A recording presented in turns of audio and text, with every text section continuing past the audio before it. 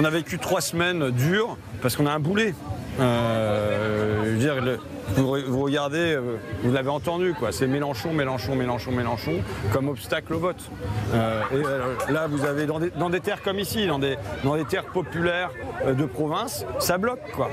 Alors pour être tout à fait complet, voyons comment ça réagit au sein de la France Insoumise avant de vous entendre tous. Cette décision, c'est Manon Aubry qui la regrette. Elle était l'invitée de la matinale de Jean-Baptiste Bourcier. On va l'écouter. Je le regrette. Vous savez, moi j'ai toujours été unitaire pour 5, pour 10, pour 15, pour 20, pour la France Insoumise et pour le camp du nouveau Front Populaire aussi.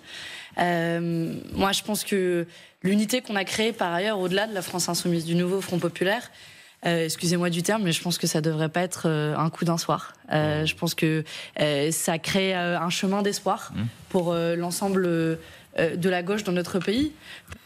On va partir sur un marché du côté d'Asnières où le nouveau Front Populaire tenait campagne et on va retrouver Thibaut Petit et Clément Mouffetard parce que ce matin, on a parlé bien évidemment au cours des déambulations de cette scission au sein de LFI. Il y en a qui regrettent et d'autres pas du tout.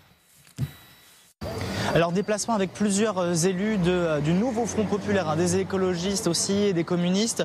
Mais oui, clairement la coalition à gauche, elle continue de se fissurer avec au cœur du désaccord la figure de Jean-Luc Mélenchon. Ce matin encore, Sandrine Rousseau a été interpellée plusieurs fois par des électeurs qui lui demandent de dire au leader au chef de file de la France Insoumise de se mettre en retrait. Sa réponse, Jean-Luc Mélenchon nous apporte beaucoup. Sandrine Rousseau veut donc faire bonne figure, effacer les dissensions et ajoute même en réponse au chef de l'État qu'un gouvernement de coalition ne pourra pas se faire avec le nouveau Front Populaire sans la France Insoumise.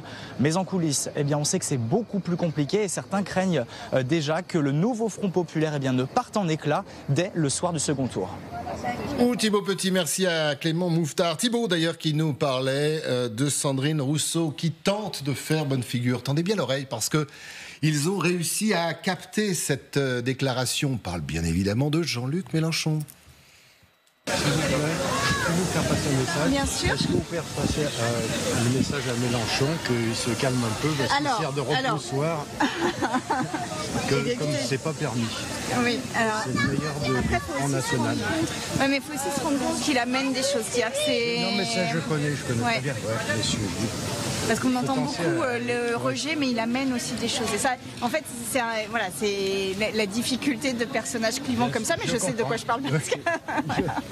Exceptionnelle séquence de campagne. Très sceptique, le Français qui va devoir voter à Asnières, je précise. Valérie, est-ce que c'est, alors plein de questions, est-ce que c'est un obstacle au vote Jean-Luc Mélenchon et comment il faut voir les déclarations de François Ruffin parce que c'est le seul à taper aussi de façon aussi virulente sur Jean-Luc Mélenchon, non mais par rapport aux déclarations de ces dernières heures. On a entendu bien évidemment Sandrine Rousseau, j'entendais aussi Marine Tondelier hier à qui on faisait la réflexion sur le plateau de BFM TV et qui disait moi j'en ai un peu marre, je trouve ça bien quelqu'un qui s'élimine pas, je vais vous le dire, je trouve ça assez bien. Là visiblement ça a une guerre d'ego où il faut le voir avec cette ambition personnelle où véritablement, il pense véritablement que Jean-Luc Mélenchon pose des problèmes pour les électeurs quand ils ont à voter. Alors moi je ne crois pas à la guerre d'ego, ça peut exister, mais faisons au moins crédit aux politiques d'avoir des convictions. Ouais. Et ce faisant de les défendre. François Ruffin, je ne suis pas sûre qu'il soit dans une guerre d'ego avec Jean-Luc Mélenchon. François Ruffin, il a posé en une de ce qui s'appelait à l'époque l'Obs, je crois, pas encore le nouvel Obs, pour dire je suis social-démocrate. Là, il y a une vraie rupture par rapport à la ligne défendue par Jean-Luc Mélenchon et ses amis. François Ruffin n'est pas le seul à être en désaccord avec la stratégie de Jean-Luc Mélenchon. Raquel Garrido, Alexis Corbière, Daniel Simonet, Clémentine Autain. Il est peut-être le seul à s'exprimer de façon aussi virulente. Boulet, obstacle au vote quand même, non ? Écoutez, j'ai entendu Raquel Garrido dire des choses, je me souviens pas des termes, mais ou Alexis Corbière, j'ai pas eu l'impression que c'était franchement des roses qu'ils envoyaient sur Jean-Luc Mélenchon. Donc il y a une différence, un désaccord de fond sur la stratégie et sur l'apport ou le handicap que pourrait représenter Jean-Luc Mélenchon dans cette campagne. On l'entend auprès de certains électeurs. Sandrine Rousseau, dans un effort louable de loyauté par rapport au nouveau Front Populaire, en train d'expliquer qu'elle-même étant clivante, elle n'allait pas jeter la pierre à Jean-Luc Mélenchon. On voit, alors, on l'a beaucoup dit pour la droite, la poutre travaille. À gauche, la poutre travaille très fort aussi. Et de toute évidence, la poutre tombera après le 8 juillet. Oui. Il va se passer plein de choses après le 8 juillet. Julie Martinez, comment vous analysez cette scission scission d'ailleurs, on en parlera certainement ensemble, mais qui peut être appelée de ses voeux également dans l'autre composante de la gauche. Je pense aux socialistes.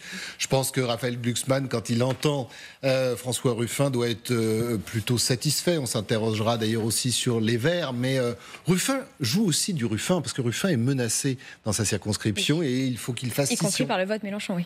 C'est vrai qu'à 3 jours des élections, on assiste finalement à une recomposition de la gauche.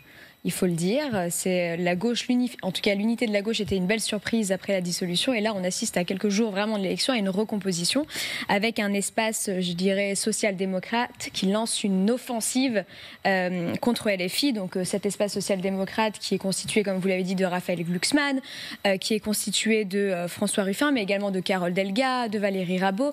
Tous ces politiques ne partagent évidemment pas l'idéologie telle que portée par Jean-Luc Mélenchon, en tout cas publiquement. On a vu effectivement naître des profils très intéressants lors de cette campagne, tels que Marine Tondelier, Olivier Faure également, qui se révèlent. Mais c'est cette recomposition-là qui est intéressante. Il est clair que l'hégémonie, je dirais, culturelle, idéologique de Jean-Luc Mélenchon est aujourd'hui remise en question à la fois au sein de LFI, mais également par les partis de gauche traditionnelle républicaine, en tout cas cet espace social-démocrate qui enfin apprécie, j'imagine, la portée des propos de François Ruffin. C'est vrai que sur le terrain, ce qui remonte, c'est pourquoi avoir fait cette union et pourquoi ce vote de Jean-Luc Mélenchon. Emmanuel Rivière, est-ce qu'on peut le mesurer quand il dit c'est un obstacle au vote? J'entendais Jean-Luc Mélenchon qui disait aussi, bon, peut-être dans les campagnes on a moins d'amis, on vote moins pour nous. À un moment sur la question de la ruralité, Clémentine Autain disait oui, c'est vrai que là avec ces stratégies de Jean-Luc Mélenchon, sur la réalité, il faut qu'on fasse des efforts. Est-ce qu'on peut mesurer quand il dit c'est un obstacle au vote? Ça se mesure ou pas? Ça se mesure de plein de manières. Je dirais que la manière la plus évidente de le mesurer, c'est le nombre de fois où Jean-Luc Mélenchon, le nom Jean-Luc Mélenchon a été prononcé par Jordan Bardella et Gabriel Attal dans la campagne. Donc si on voulait une preuve que Jean-Luc Mélenchon est un problème, il suffit d'entendre un repoussoir, il suffit d'entendre la manière dont ses adversaires en parlent. Il se trouve que quand sont testés dans les enquêtes les potentiels premiers ministres, Jean-Luc Mélenchon est celui qui suscite le moins d'adhésion et le plus de rejet. Avec, y compris à gauche, parce que Jean-Luc Mélenchon, il ne se contente pas, comme le dit Sandrine Rousseau, d'être clivant. Il est clivant, y compris au sein de son camp. Donc oui, il y a une difficulté. Et c'est vrai que ça pose un certain nombre de questions, parce que elle a raison de dire, il apporte aussi quelque chose. Je pense qu'il a beaucoup apporté à tous ces députés du Front Populaire, pour l'essentiel LFI, qui ont été réélus au premier tour. Oui. Là où ils ont été réélus, le nom de Jean-Luc Mélenchon signifie quelque chose. Il a sa valeur, il a ses atouts. En revanche, ceux qui sont en train de... Et confortablement réélus à chaque fois. Confortablement réélus. Ceux qui sont issus de ces triangulaires qui se sont transformés en duels, qui vont donc devoir, s'ils veulent être élus, convaincre les voix centristes de se reporter sur eux. Ah oui, vous faisiez référence à ce sondage aussi, notre sondage IFOP par exemple. C'est vrai qu'il arrive très bas, Jean-Luc Mélenchon, 20%, là où Gabriel Attal est vu comme, en tout cas, ce qu'on a testé comme celui qui ferait le meilleur Premier ministre. Mais félicitations à la réalisation qui fait jaillir les sondages, alors que j'ai prévenu personne et que je n'ai même pas sourcé le sondage. LCI est une chaîne extrêmement affûtée. Si on revient sur la situation de ces candidats LFI, là, qui aimerait bien avoir les reports de voix du centriste ou de la centriste qui s'est désisté. Là, je pense qu'ils doivent être un peu gagnés par le doute sur la question de savoir si Jean-Luc Mélenchon est un obstacle ou un atout, parce qu'ils entendent la même chose sur les marchés. Et ceux qui ne seront pas élus députés la semaine prochaine, peut-être qu'ils auront, et d'ailleurs ça vaudra aussi pour les socialistes et les écologistes, qu'ils auront entendu Mélenchon, je ne peux pas voter pour vous à cause de Mélenchon, ils auront effectivement pas trop de doute sur l'idée que c'est sans doute un obstacle. Arnaud Benedetti, c'est le début de la curée? Je sais pas, mais moi je pense que... Et dans le cadre, je vous rajouterai juste une composante, dans le cadre d'une possible recomposition ou de la recherche d'un gouvernement qui pourrait apaiser les tensions que l'on vit dans notre pays, est-ce que s'il faut se débarrasser de quelqu'un, c'est bien de lui? de Jean-Luc Mélenchon. Le problème, c'est que la temporalité de Jean-Luc Mélenchon n'est pas forcément celle de ses principaux concurrents et de ceux qui, aujourd'hui, portent le fer contre lui, notamment M. Ruffin, qui doit d'abord quand même se faire réélire dans sa circonscription. C'est compliqué. Et c'est l'objectif principal. Donc, quid de l'avenir de M. Ruffin s'il est battu dans sa circonscription, ce qui certainement satisferait, on l'imagine, Jean-Luc Mélenchon. Moi, je pense que la temporalité de Mélenchon, c'est bien évidemment bien au-delà du 7 juillet et bien au-delà du 8 juillet. C'est-à-dire que Jean-Luc Mélenchon, vraisemblablement, dans son fort intérieur, ne croit pas à la victoire de la gauche. Parce que s'il croyait à la victoire de la gauche, il s'y prendrait vraisemblablement autrement. On l'a même suspecté de pousser la victoire du RN. Mais oui, il y a une stratégie. Vous savez, bon, ce qui est sûr, c'est qu'il a imposé le rapport de force à gauche depuis un certain nombre d'années. Parce que Jean-Luc Mélenchon, on l'a enterré électoralement à plusieurs reprises. Rappelez-vous, je veux dire, entre 2017 et 2022, les différentes provocations de Jean-Luc Mélenchon dont on considérait qu'elle le cornérisait à jamais. La réalité, c'est qu'il frôle la qualification au second tour de l'élection présidentielle d'assez peu. Donc il y a quand même une dynamique à la fois stratégique et électorale de Jean-Luc Mélenchon qui est indéniable. Il a imposé ce rapport de force. Ensuite, moi, ce que je pense en effet, c'est que lui, son objectif, encore une fois, ce n'est pas l'élection qui arrive, c'est après. Il faut se poser la question de cet objectif. L'objectif, c'est soit 2027, l'élection présidentielle. Là, on reste, j'allais dire, dans un agenda qui est un agenda normal sur le plan institutionnel, démocratique. Ensuite, il faut quand même jamais oublier que Jean-Luc Mélenchon, il a une histoire politique propre. C'était un lambertiste, trotskiste, qui sait faire de la politique de manière très stratégique et qui, certes, croit que les élections, c'est important, mais que la politique se joue parfois aussi hors du champ électoral.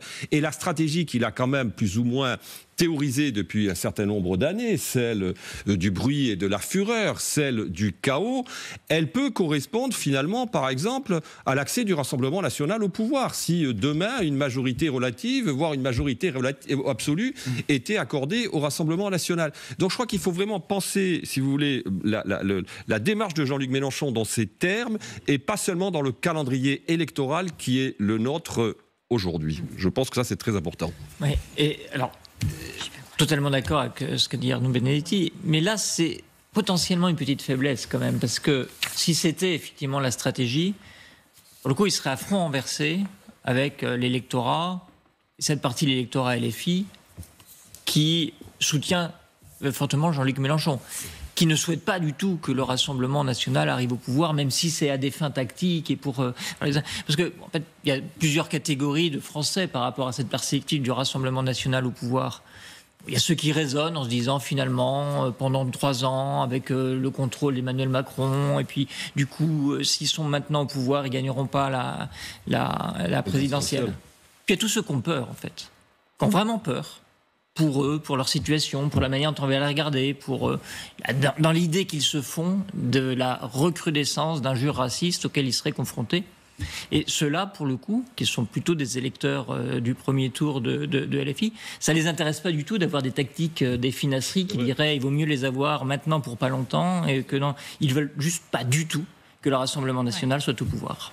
À gauche, je pense à cette gauche républicaine, on souhaite quand même pouvoir, si ce n'est se débarrasser, en tout cas cornériser Jean-Luc Mélenchon. Oui, je crois que c'est assez clair. On l'a entendu d'un certain nombre de leaders. Quand Jean-Luc Mélenchon a fait des offres de services ambiguës sur le poste de Premier ministre, je ne m'élimine pas, mais je ne m'impose pas, etc.